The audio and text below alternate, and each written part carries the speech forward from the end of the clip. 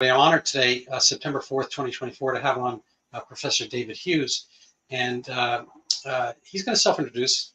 Very interesting man. He's got a few books out, and we'll go into those a little bit. He's got a symposium coming out on Omni-War, which has a foreboding title, and maybe he'll discuss that as well. David. Yeah, thanks very much, Randy. So until 4 days ago, I was in full-time continuous academic employment, but those years are now behind me. I've left academia essentially because I don't think that an academic career is compatible with asking critical questions about deep structural events and fundamentally challenging the power structures that control our society. So I have recently authored 2 books. The first came out in April with Paul Grove Macmillan, COVID-19, Psychological Operations and the War for Technocracy. And the second came out in June with Skyhorse, Wall Street, the Nazis and the Crimes of the Deep State. The COVID book was volume 1 of 2. I'm in the process of trying to write volume 2 at the moment.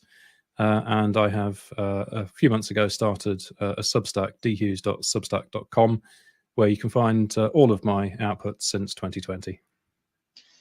Fabulous. I was going to try to put them up, but I'll put them up later in the hour. Yeah. So you left academia. Academia, did it leave you?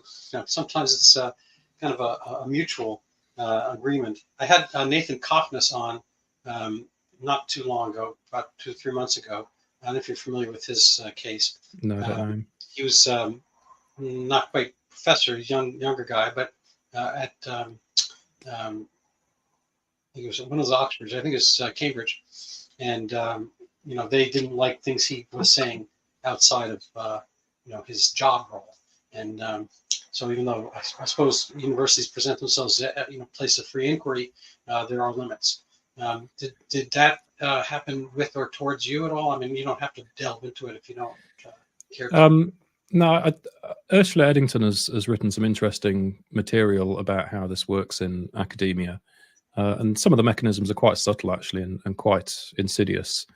But one of the ways in which it starts is through a form of intellectual ostracization. So before 2020, I was, for example, being routinely accepted onto the major conferences on the international circuit, no problem. Since 2020, every single application of mine to attend these conferences was rejected. Why? Because of the nature of the subject matter that I was proposing to address. For example, challenging some of the narratives that we were being fed. So in a sense, you can kind of gauge the temperature, so to speak. And it's very, very interesting. But also back in 2020, I published an article about 9/11 in a mainstream peer-reviewed journal, which attracted the hostility of dozens of academics over Twitter. Very unprofessional behavior. They were all, actually quite abusive towards me over Twitter. The point is, I was just asking in that article, why is it that academia doesn't look at the evidence regarding the events of 9/11? Simple question. Lots of evidence there. Hard empirical evidence. Really important that we understand exactly what took place on that day.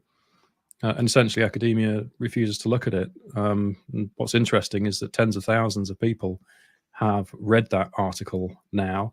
It's been behind a paywall for all this time. So I'm assuming it's mostly academics and university libraries that are responsible for this readership. But virtually no engagement at all from the academic community over 4.5 years. So what this tells me is that there are certain taboo topics which academia will not touch, and that the socialization, if you like, that's involved in becoming an academic, where so much is about chasing money, essentially, research grants and writing the kind of material which will please the prevailing power structures, renders it almost impossible to ask the really big and really important questions about how power actually operates in the world today. So I've come to understand all of this. I'm going to write a series about it on my Substack. But the point is, the situation in the world today is so grave and so serious that I'm not willing to spend any longer playing these games, trying to kind of reconcile, this kind of genuine truth-seeking inquiry with, whatever's necessary to sustain an academic career. At this stage, we all have to do what's necessary to challenge the tyranny, which is coming down the tracks pretty hard. No. Let me just ask you, kind of in context. I think it was even Cowgirls Get the Blues by Tom Robbins or Tim Robbins, I think Tom. And there's a kind of a refrain.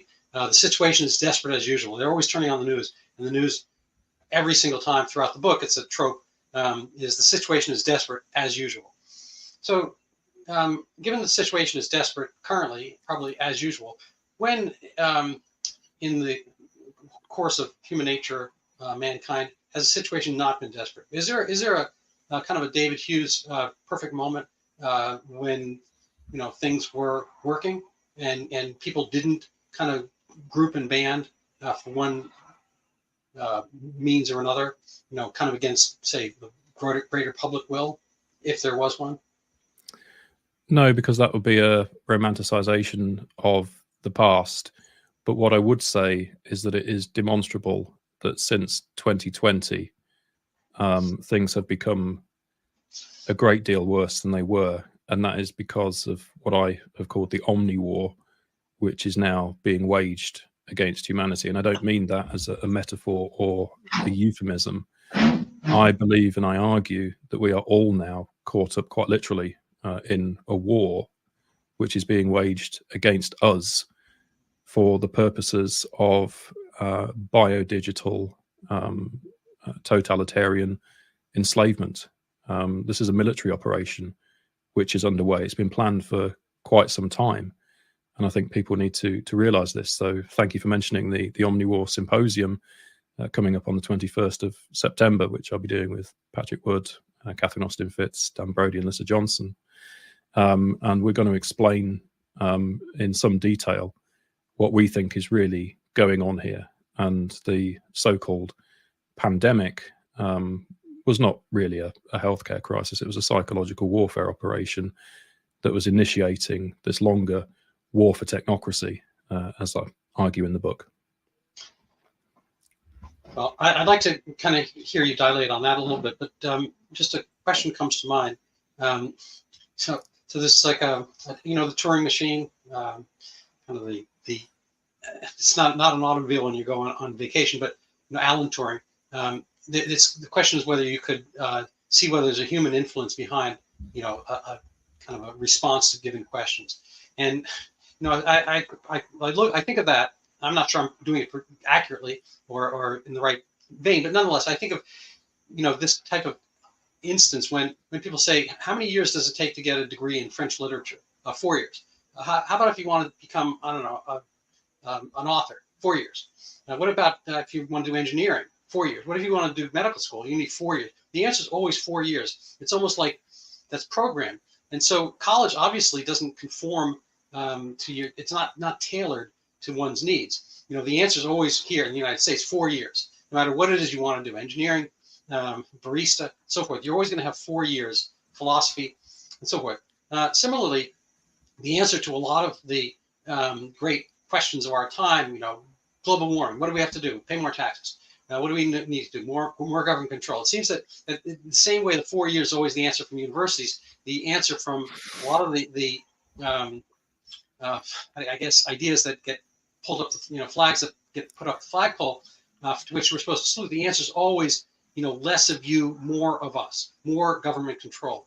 I'm wondering whether you find that thematically as part of the war, and when you say it's literally a war, who are the soldiers and who are the combatants, and where are the the casualties? Right. So we are all combatants, knowingly or not, in this war. It's being waged against us by a numerically minuscule transnational ruling class that nevertheless owns the means of production. So, for example, controls the money supply, the media, the military weapons, and so on, and is now using everything, all means at its disposal, in a bid to destroy liberal democracy and move the entire world onto a novel form of totalitarianism, which Patrick Wood has called technocracy.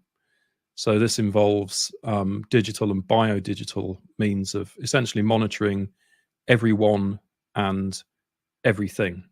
So one example would be smart cities, in which everything, all devices communicate with one another.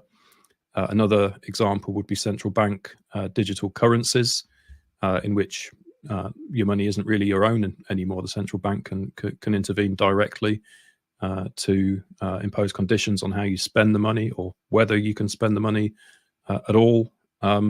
And more terrifyingly, as I and two co-authors, Dan Brody and Lissa Johnson, have looked at in our 4-part series on transhumanism, the Internet of Bodies and the Internet of bio-nano things promises to connect human bodies to an external control network.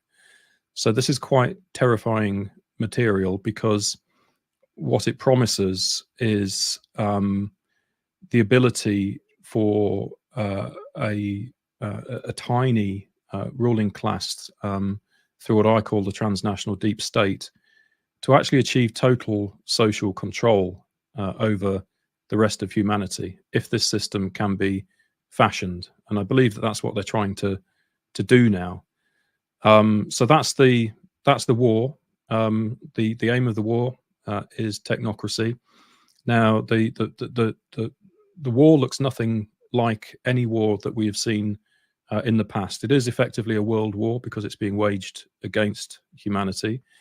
I refer to it as World War III, but World War III looks nothing like World War II, just as World War II looked nothing like World War I. So, as I'll explain in the Omni-War symposium, the aims, the methods, the strategies, the tactics, the weapons are all different. And the Omni-War is waged across every domain of human life, but clandestinely as far as possible, so that the public doesn't recognize it as such. So we might think, for example, about cognitive warfare, psychological warfare, weaponization of the food and water supplies, environmental degradation, punishing rates of inflation, and the list goes on and on and on. Now, all of this, I believe, is being done to demoralize and debilitate and disorientate and confuse the population, so that it doesn't realize what's happening and is unable to resist what is happening. But this is fundamentally a totalitarian power play. So the ex-UN ambassador, the late Jean Kirkpatrick, dilated on the difference between totalitarian and authoritarian. Perhaps for our audience, you could tell us what you mean by totalitarian, and secondly, I guess, who are the kind of international deep state actors? The term, I think, I'm not sure where deep state originated, but I thought it was, kind of a United States term for the agencies and institutions who like to get paid independent of who's, quote unquote, running the show. Eric Weinstein recently talked about the two concepts of democracy. One is, the will of the people, say in kind of, the Greek concept of, people voting on something. Obviously, you have to be citizens and so forth. And the other one is, democracy, I think, espoused by the left, which inimically, used to be of the right, which is, the continuation of the institutions, independent of how the people happen to vote. So you have kind of like the continuation of the trappings of the, some original democratic impetus, but it's no longer fully democratic. And if we can make this question even deeper and laden, what is the resistance, and are there other wars transpiring which might be of greater import? For instance, kind of global jihad. Wow, there's a lot in there. Yeah, I apologize. That's okay. the concept of the transnational deep state, I would advise viewers and listeners to read my book, Wall Street, the Nazis and the Crimes of the Deep State, where I explain in some detail what this is and what the historical origins are.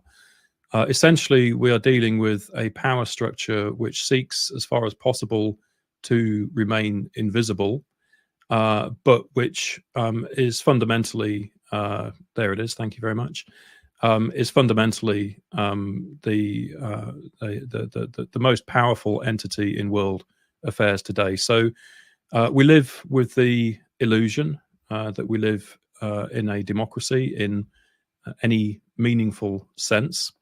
I think democracy has been progressively hollowed out since 9/11 at least. And what you find with deep state power structures is that they generally allow politics to go along as normal when it suits, but every now and again it reveals its hand through what Peter Dale Scott calls deep structural events. So we might be looking at the JFK assassination, for example, or 9/11, or the COVID lockdowns, where all of a sudden something quite extraordinary and out of the ordinary occurs. Its provenance is typically very difficult to ascertain, but nevertheless, what we do know is that the course of history changes quite profoundly thereafter. So in terms of the kinds of actors and institutions that are involved in this, I think quite a helpful diagram comes from Ian Davis, a British author. And if you use your search engine of choice to search for Ian Davis and global public-private partnership, he produced a very useful diagram showing the way in which power is distributed globally in the 21st century. And what you find is that nation states are actually quite low down on the pyramid. They are mere implementers of policies which are formulated much higher up. So we might be thinking about think tanks like the Club of Rome, for example, or Council for Foreign Relations. Obviously, there are international organizations like the UN and the WHO factor into this. Central banks are very, very important, of course, with the Bank of International Settlements at the top. The major philanthropic foundations, such as the Rockefeller Foundation or the Carnegie Endowment for International Peace. There's a vast network now of actors which act more or less in unison. They've become increasingly coordinated since 1968, at least, if you think about the Trilateral Commission and the World Economic Forum originating in the early 1970s, essentially to promote and coordinate the interests of transnational capital. So clearly, when you look at, for example, meetings like the Bilderberg Group or like Davos, there's a lot that takes place behind the scenes, very secretive. The public doesn't get to find out what's really being, thank you very much. There's the Ian Davis diagram. The public doesn't get to find out what's really said behind the scenes at those meetings. But it's very, very clear that there is a global conspiracy taking place there. So some of the actors are quite obvious and are not necessarily hidden. If you think about, I don't know, Klaus Schwab or Bill Gates and these kind of figures. Other actors will be less well known, and some might be not known at all. But the point is that there is this power structure that I refer to as the transnational deep state. It's a real existing entity. It's a very useful analytical category for understanding what's taking place in the world. And it is arrayed against humanity right now and is coordinating the Omni-War against humanity. So in terms of resistance, it starts with each and every one of us because we're all engaged in this war, like it or not. And I think that it starts fundamentally with the role of conscience and also awareness. There's great evil has been spreading throughout the world, particularly since 2020, as all of this has been unfolding. You know, the coerced injection of populations, putting children in masks and much else besides. There's an awful lot wrong Politics has been badly corrupted. The professions have all failed in their various ways. Everybody at some deep level must know that there's something very, very wrong at the moment. And so if you're honest with yourself and you look inside yourself, you have to start asking critical questions about what's really taking place in the world.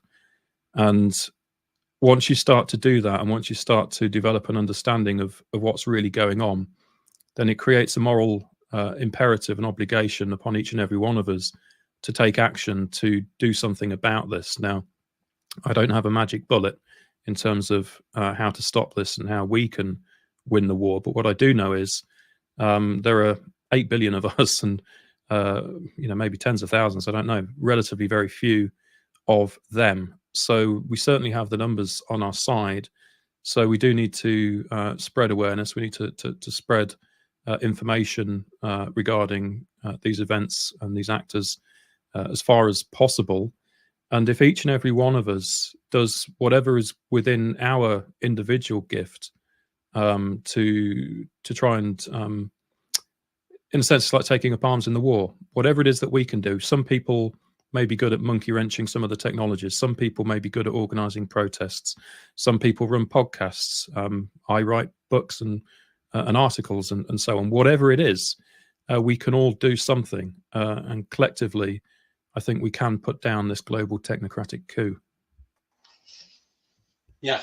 I was trying to think what I do. You're doing it right now, running exactly. a podcast. This conversation, I have the sense that you and I are not kind of politically on the same side historically, but I think we both see some of the same things playing out. I might call that kind of RFK Jr. syndrome. Is it that I'm coming around to? I mean, my intuition is that that you're kind of a man of the left.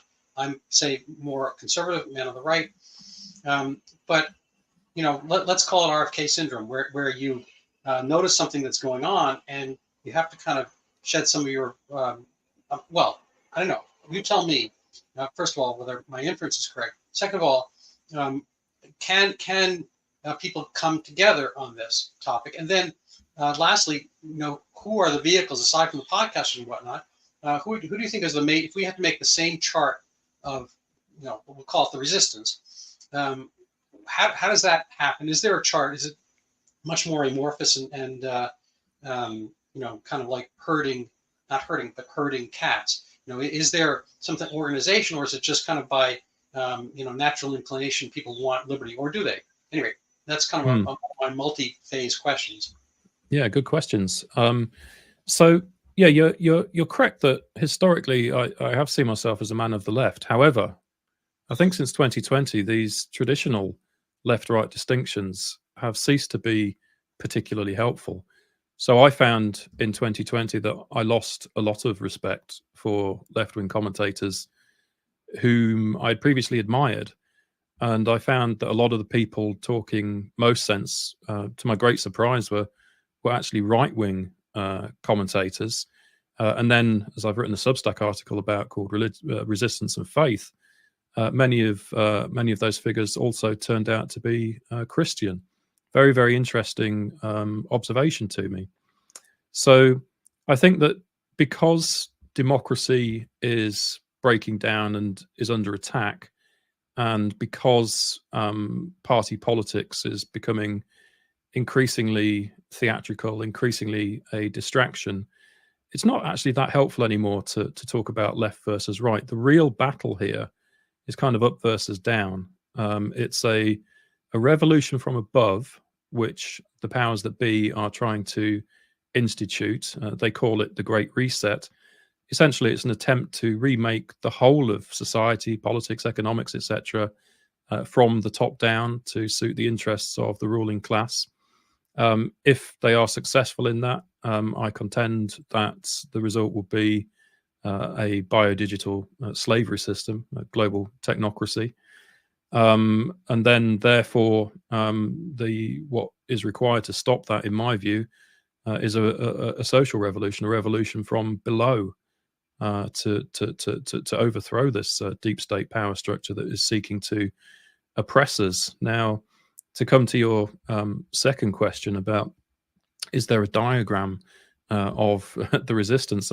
I kind of wish they were. And one of the problems that we face is what I call the three camps of awareness. This all has to do with perception management. So very briefly, camp one is mainstream narratives and all of the things that politicians and the media try to persuade us of, typically full of lies, indeed big lies. But nevertheless, most of the population swallows the lies because they've been heavily propagandized and indoctrinated for their entire lives. Camp two is for those who have doubts about camp one. They realize that there's something very badly wrong. So, maybe you realize that it's impossible for two planes to destroy 3 towers on 9/11, or you realize that there's something really badly off about the lockdowns. And you start asking some critical questions, and you actually leave camp one, which is a difficult thing to do because it requires you to jettison a whole host of assumptions that you've developed over the course of your life about the strength of liberal democracy and the inherent virtue of Western civilization and all of these kind of things. But if you make it into camp two, there you are met, in my opinion, by a battalion of fake dissidents and fake heroes who have been placed there to win your trust and ultimately mislead you or take you down avenues which won't lead anywhere useful in terms of resistance. These actors are typically identifiable by the fact that they've not been banned from, say, YouTube and Facebook. They have very large followings, and there are certain topics that they will refuse to address. And finally, camp three is the truth, and it's a very hard place to get to because you've got to get out of camp two and into camp three, and it's also a very ugly place to be because when you see how power is really working in the world, it's very frightening and psychologically very difficult to accept. So there are various barriers for people getting there, and of course, particularly online, algorithms can be used to manipulate perception so that those in camp one are only really exposed to the mainstream ideas and they stay in camp one. Those in camp two are mostly exposed to the camp two ideas and they stay in camp two. Those in camp three, they have their voices throttled. They don't have major platforms. They have very low numbers of followers. They have what Linda Yaccarino calls freedom of speech, but not reach. So it's very difficult to get to. So if we're trying to map what the resistance looks like, it's really, really tricky because we never quite know for sure who are the genuine good actors and who are not. We also know we don't know just generally among the public kind of how deep the levels of resistance run, how deep the skepticism goes. About a quarter of the UK population, according to official figures, refused to take a COVID-19 vaccine. Numbers are probably higher once the figures are all kind of massaged and manipulated when it comes to COVID. So there's probably a sizable minority of people who not only have their doubts but are unwilling to go along with a lot of this. But actually being able to say with any certainty, how many people there are or who they are or who to trust, it's actually very, very difficult. Right. Well, at one level, though, the way the word gets out. I mean, I preferred when Elon was running this show on X himself over Linda Yaccarino, and I noticed from my own X followership went from 0 to 5,000 in like a few months, and then it's been like hovering around 6 or 7, in the meanwhile, and like over a year since then. And that's the Yaccarino era. So I do have the freedom of speech, but not of reach. And I've had like amazing people on, over and over again, including yourself, interesting people. And I used to get, every now and then I'll hit. I have one episode that has like 1 million views, but most of them, they top out, much lower than they did in the Musk era. But I think that there's, the way to get around this. I watched The Wizard of Oz like over and over and over again as a kid, because that, there's only a few channels, and they played some things, yearly at a certain time of year. So The Wizard of Oz is kind of a favorite of mine as a movie more than as a book. But, in that case, the wizard obviously is not a wizard. But I think there's certain aspects to the way things are today. I mean, Klaus Schwab is not a wizard either. And whoever replaces him, and Soros, George, and then Alex, whatever, they're just people. They live and breathe and, have digestive disorders or pneumonia or whatever, like anybody else. They get issues and so forth. They're just humans, there's no sense like glorifying them. But I think you're right to point out some of the institutions. But getting back to the Wizard of Oz analogy, I think the Wizard of Oz is able to run the place, and he does it behind the green curtain. And so, who is the man behind the great curtain? Everyone thinks he's the Great Oz, and he's got a megaphone, and technology is not like today, but his voice echoes through the place, and people all think that he can do something for them. So the supplicants come, the Tin Man, the Cowardly Lion, and the Scarecrow come, and they want something from him. Now, in this case, the wizard is benevolent. I think it's not Klaus Schwab. It's more like, say, Marcus Aurelius, as it turns out, a ruler, but a ruler with sympathy for the people. And he anoints them essentially by saying that they had, in their own personal quest, they had uncovered the attributes which they want. So he basically gives them knowledge. He gives them wisdom to recognize that at their own travails, they have a lot of what they already need. Now, that's not to say, Schwabian, you will have nothing and be happy. That's not quite the same thing. But, we don't have that kind of leader. I'm wondering, can our institutions produce the leadership? Are we never going to get that? Why do we have our leaders, kind of so, what's the word?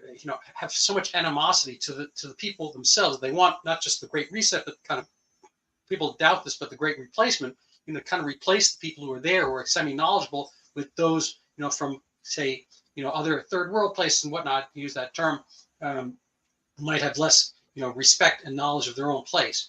It seems to me like a kind of a self-preservation aspect, where the leadership is insecure about themselves, and they have to kind of keep changing and morphing in order to maintain a power structure. I don't know if you find anything there you want to pick over. Yeah. So in my COVID book, I'm quite damning of the entire political class over the lockdowns and the coerced injections and so on. In the UK, for example, Parliament repeatedly voted in favour of renewing the Coronavirus Act, which is one of the most draconian pieces of legislation that's ever been passed in this country. There was no real resistance at all among the political class to these measures, which were demonstrably harmful. And furthermore, the UK government knew that they would be harmful. It published a report in July 2020 saying that in terms of the quality adjusted life years lost because of the lockdowns, it would be worse to lock down than not to lock down. And nevertheless, it locked down anyway and kept the country in an almost continual state of lockdown until July 2021. So in my opinion, the political class has an awful lot to answer for. Now, does that mean that the book stops with the political class? No, because as I've already said, politicians are mere implementers of policies that are formulated at higher levels. And it seems to me that politicians must be bullied, bribed, blackmailed, or otherwise coerced, maybe brainwashed, in order to en masse sign off on so many of these policies. I actually put that question to Andrew Bridgen a few weeks ago, and he agreed with me. British MP, former British MP, just lost his seat. So there's a real there's a real problem there with the with our politicians. But the what we need to understand is, you ask why are they so hostile to us? the migration aspect you describe, I regard as just one of many aspects of the Omni-War. In this country, net migration to the UK has remained within a broad spectrum of between 170,000 and 330,000 people between 1994 and 2022. It never really went out of that range. And then all of a sudden, in Q3 of 2022, it spikes significantly higher and heads all of the way up in excess of 700,000. And furthermore, while previously most of the net migration had been EU, from the EU net migration, during this extraordinary spike, virtually all of it is non-EU. So all of a sudden, there's been this huge kind of shift in terms of migration into immigration into the UK, where very large numbers of non-EU citizens are now residents here in the UK, and similar things are going on all around the world, of course. So again, the transnational aspect to me signals that this is non-accidental. It's part of a wider nefarious agenda. Yeah, thank you very much. So there we go. That's close to the 700,000 figure that I mentioned. It did top 700,000 at one stage, but you can see there how significant that spike is in 2022, 2023, and still continuing. So yeah, so the hostility. I mean, it's a war, as I say, and the only way of properly understanding this war is in terms of global class relations. It's a war being waged by the transnational ruling class, the ruling classes of all countries, fundamentally in cooperation, in order to be able to maintain their rule and maintain their position at a time when the existing control system has largely gone into crisis now. So I argue this in chapter 1 of the COVID book. Mark Carney, for example, was addressing some of the most powerful figures in international finance at Jackson Hole, Wyoming in August 2019, and openly stating that the existing international monetary and financial system was about finished. That was the same month at which BlackRock started getting going on what John Titus has called its going direct reset, in refashioning the whole monetary system. In 2019, we saw major social protests in 35 different countries. That's 1 in 5 countries. So major unrest all around the world after a decade or more of austerity and 4 decades of neoliberalism, seeing the wealth distributed in an ever more unequal manner, accruing ever more to the top 1% and the top 0.1% and the top 0.001% and so on. So it's produced a terminally kind of lopsided oligarchic capitalism, to quote Kees van der Pijl, Dutch scholar. And the propaganda system also failing after 2 decades of independent media and citizen journalism and so on, and more people seeing through the lies. So all of these control mechanisms, which have been in place for decades and were sufficient to manage the population, really were failing in 2019. And that's why this COVID operation got going in 2020. They had to make the move for the sake of self-preservation. So on the one hand, they've been preparing for this for decades. When I say they, I'm talking about the ruling class here. On the other hand, I still sense it may have come a little bit earlier than they would have liked, because there was also quite a lot that was kind of botched about that COVID operation. They've played their hand in a major way. A lot of people who would otherwise have stayed asleep, in inverted commas, are now waking up in ever faster numbers. And of course, once awake, you stay awake. So there's an awful lot happening at this moment in history. Yes, I agree. I was reading through your book, and I had a couple of quotes that when you talk about 2019 being this year of crisis, I personally don't remember it that way. You know, I mean, economically, things were kind of, you know, haven't been really better in a few decades. The United States had 3 years of Donald Trump, and whatever people may think of him, the economy was doing gangbusters. We had the lowest unemployment in decades. And one of my areas of interest, the narcotic opioid epidemic, had gone down. The numbers of deaths had gone down. And this is like one of the great unspoken things. Our media makes sins of commission and they make sins of omission. One is, whenever something happens well under Trump, they don't mention it. And this kind of, if you don't hear about the opioid epidemic, that means it's getting better. And so it did, because there were more blue collar jobs. I don't really want to go down that vein too much, but I wrote about it in Brownstone on the methadone article about the origins of the opioid epidemic. So 2019 was a good year, and I pulled some quotes from your book. We can maybe go over some of these. The COVID-19 book, not the more recent book, but let me just read from them. I could put them up, I guess. Sorry. So the COVID-19 operation, proximate triggers by 19. Okay, for the one I'm going to get to first is, I guess, the acute crisis of capitalism in 2019. I was puzzled over that a little bit, so maybe you can talk on that. But while you're doing so, maybe this can be incorporated. This is a quote from your book: the COVID-19 operation, proximate triggers, and you have them capitalized, so I assume that's a name. Now, by 1968, at the latest, the logic of an increasingly transnational class struggle meant that the ultimate outcome would either be a global dictatorship, the fulfillment of a permanent revolution, or world socialism, requiring the expropriation of the means of production, et cetera, et cetera. And I'm just wondering, are those the only two choices? And what does it all mean? And what was the acute crisis of capitalism per se?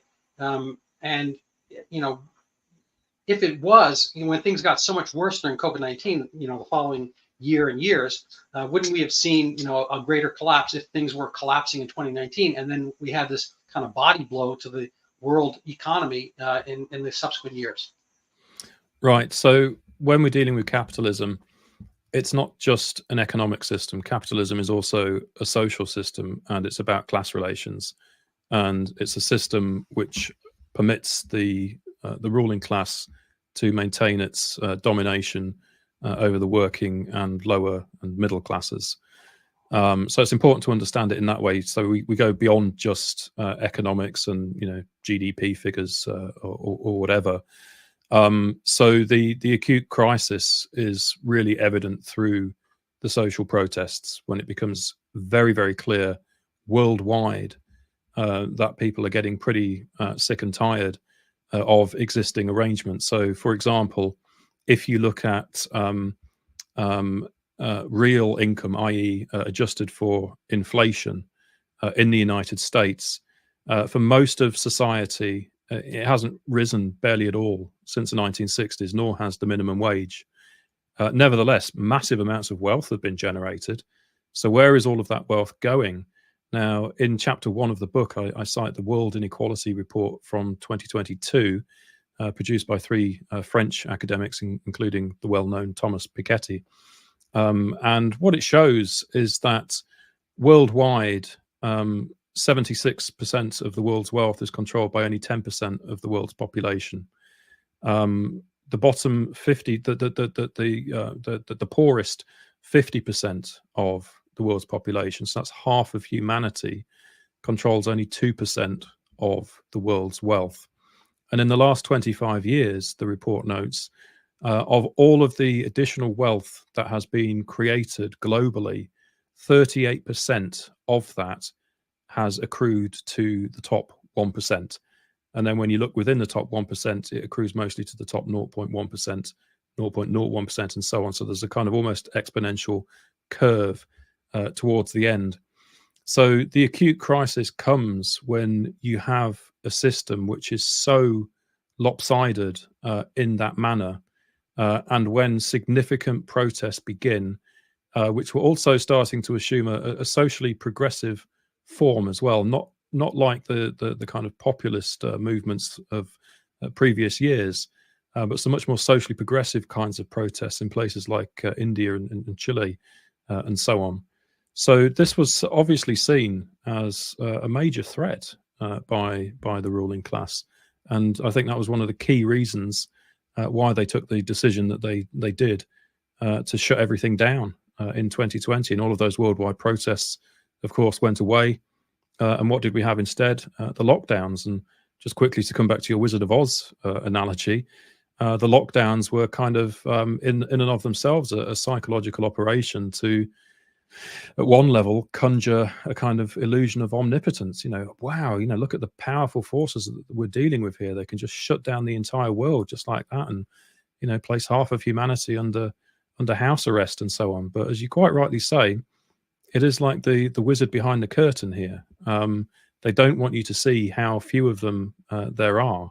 They don't want you to be able to piece together the class relations at work here. Instead, everyone, the aim is to keep everybody psychologically deceived, confused, in a state of fear and stress and so on, so that the public doesn't realize what's fundamentally going on. But that, I think, is the bigger picture that we need to see here. Well, thank you for that. I'm not a Piketty fan. I'm more of a Thomas Sowell fan, and he talks about income inequality, and we're not going to have time to do him justice per se. But that's a static. It's kind of like taking a picture of a horse, while he's in a race, and you have that picture when he's not touching the ground. You just take that photograph. You say, "Oh my God, horses fly." It's a misapprehension to do that. There's a manner of flux.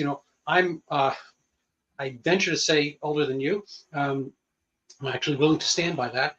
And I remember a time when the world had far more poverty overall, and there's been there's an old example that what would you choose just for simple lifestyle, living aside power?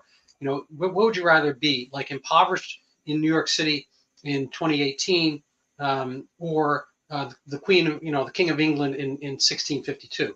No toilets, no central heating, blah blah blah.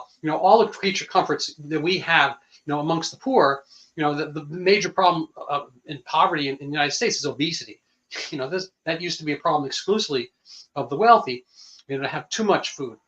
So I think what's missing out in this equality, obsessing over that. And I'm not saying you're wrong that people don't obsess over it, but I think it's a false false indicator, a misplaced. It's cat following the laser beam. It's a diversion, I guess. And really, you should be looking at how people and countries have done. And until 2020, they were all getting better. Life expectancy in Ghana was going up. I'm just using that as a placeholder. But all the indices of wealth were happening, throughout the economic sphere.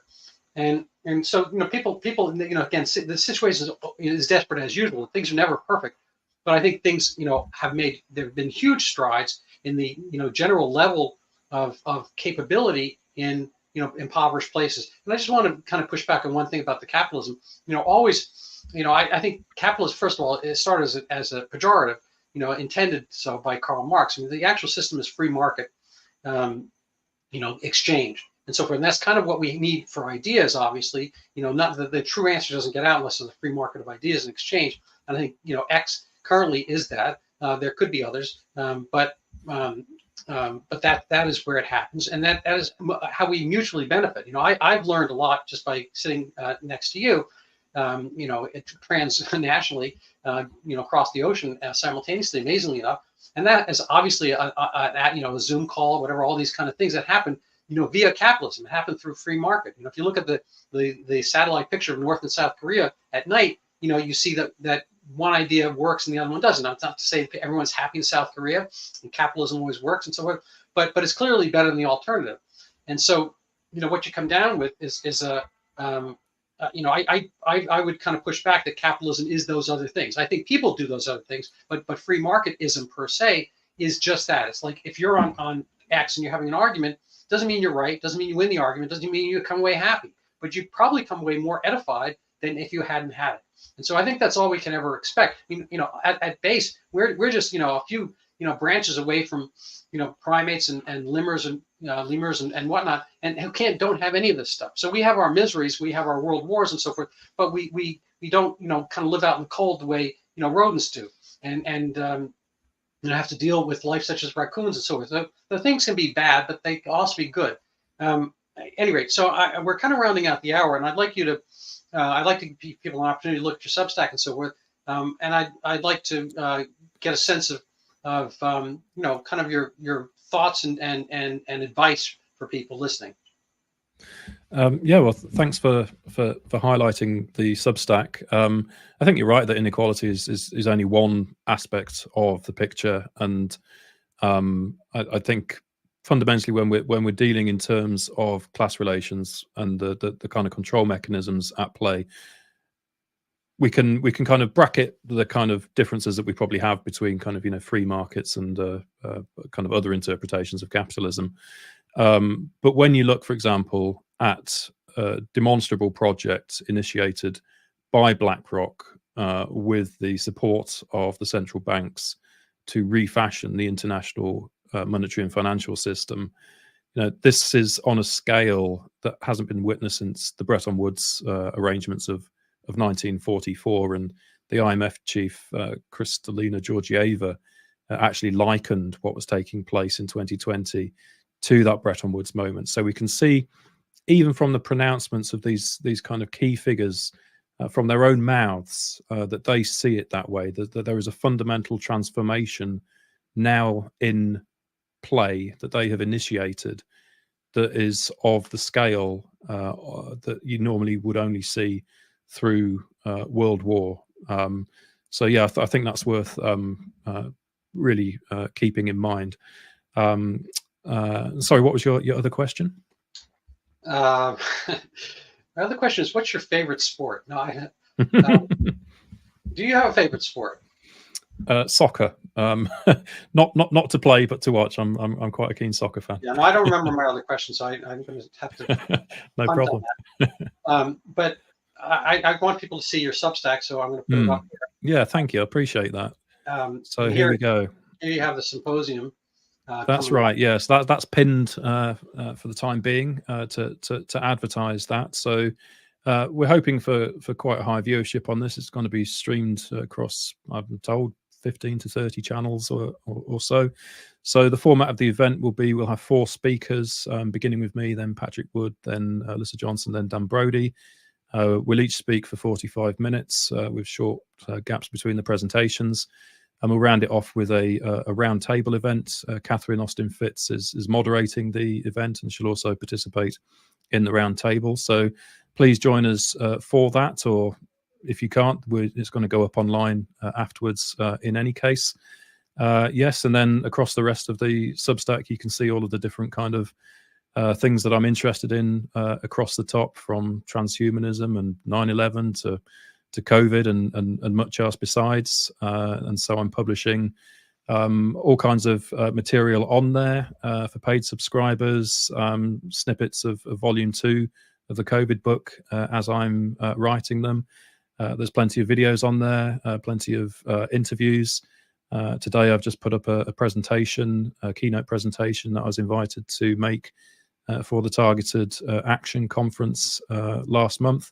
So there's all kinds of material on there. Most of it's for free, but I would encourage particularly readers of the COVID-19 Volume 1 book, which I was able to get open access funding for that book, all of which went to the publisher. But what it means is that there it is. It's available for free to anybody to download and redistribute under a Creative Commons 4.0 license. So a lot of hard work went into that book. If you do download it, please do share it. I'd really appreciate that. But if you do find something of value in it, please also consider giving something back, particularly now that my academic career is over. I'm increasingly reliant on public support. So a paid Substack subscription is helpful to me. buymeacoffee.com/DA Hughes, or I'm just setting up a website at the moment, not much on there, but davidahughes.net, and there's a support tab there with a range of other options as well. So if you can help me keep doing this kind of work for as long as possible, please do, and I'll be extremely grateful for your support. Well, thank you very much, David. I end with my own little commercial here. If you want to help support my podcast, you can buy this book. That'll put a few coins in my coffer. It'll be even better if you read it. Even better if you buy it and read it, pass it around, and buy it, read it, pass it around, and give a great review. This is something that had people known about at the time, that Zika is a real dengue virus, and microcephaly is a real but unfortunate but very rare congenital abnormality. And in 2015/16, Brazil, this became a pandemic, as it were. But it was a pandemic of mistakes. It was really a panic and a misinterpretation, bad science, and it didn't go through peer-reviewed journals. A little bit of ego involved, and it got taken up by other forces. My term of art is conspiracy of interest. So I'm not a conspiracist. I'm not a conspiracy theory. I don't think people ahead of time. Oh, well, actually, I take that back. I'm sorry to bore you, but there was a slight conspiracy regarding Zika microcephaly. So there was a group of scientists in northeast Brazil, which is poorer, hotter, darker skin, so forth, than southern Brazil. So it's kind of upside down from the United States, and maybe similar to the UK. The north is poorer, and they formed a group called CHIK-V, the mission, and it's named after chikungunya virus, and they just abbreviate it because it's chikungunya, and they call it CHIK-V, like Chick-fil-A, but CHIK-V, the mission. The mission was named after the 1986 movie with Robert De Niro and Jeremy Irons, where the good guys are basically the Jesuits who were backing up the Guarani Indians in, I think, Paraguay or something like that, in colonial era before it was Paraguay, and the bad people, obviously, the European colonials and so forth, and they formed this group to bring a virus to northeast Brazil. So they wanted chikungunya, which had never been there, to show up so they could get money and attention to northeast Brazil and have, a kerfuffle or whatever, and then people would focus on the area and start pouring money and research, all that kind of stuff.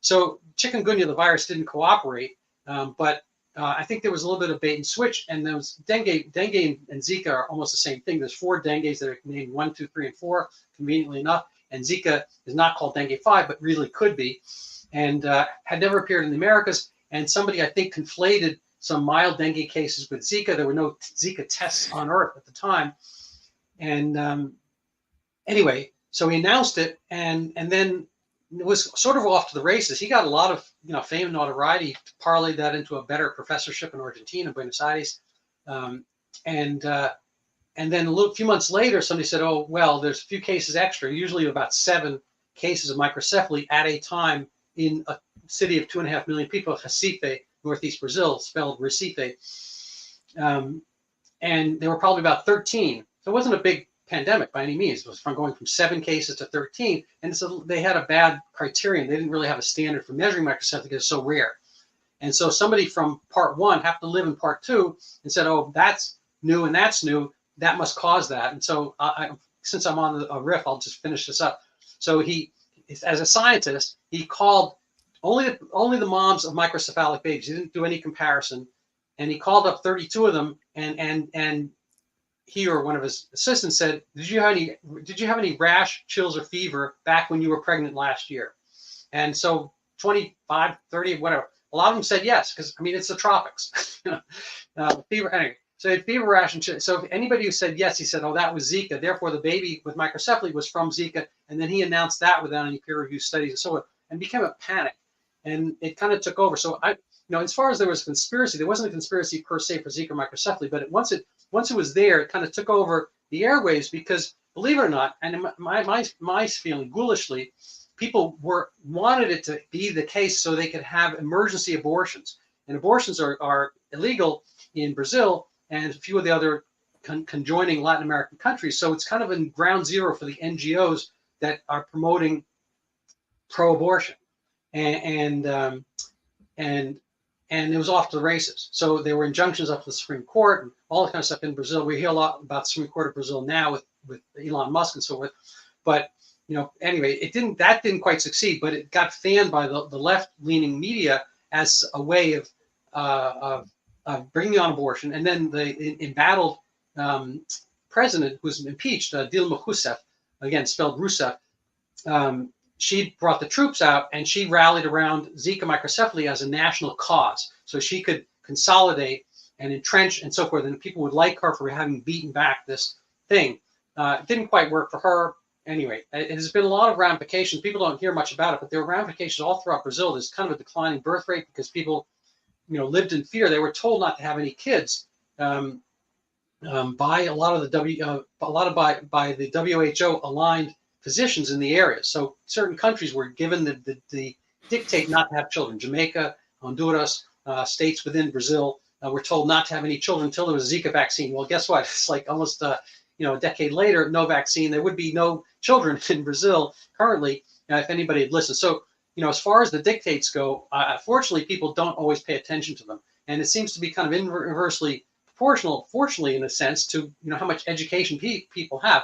And a lot of the Western Europe places, have the highest levels of education, and they fell for a lot of the stuff that happened, with global warming and getting rid of nitrogen in the soil and, all kinds of stuff that's happening to get rid of farmers. It's very kind of fanciful stuff. Fortunately, I think the people who are actually a little bit hungrier, literally and figuratively, tend to listen to these things less. So, one of the leading lights of, I again, apologize for my riff here, but one of the leading lights of COVID, in my view, was the erstwhile president of Tanzania, who said, kind of the hell with this. We're not doing this. We have other bigger problems. We're not worrying about this stuff. And plus, I think he actually could, said COVID-19 was, there's no viruses, it's just the devil, whatever. So I'm not I'm not on board with everything he said, but the end result was they didn't do anything. They didn't shut down. Nobody died.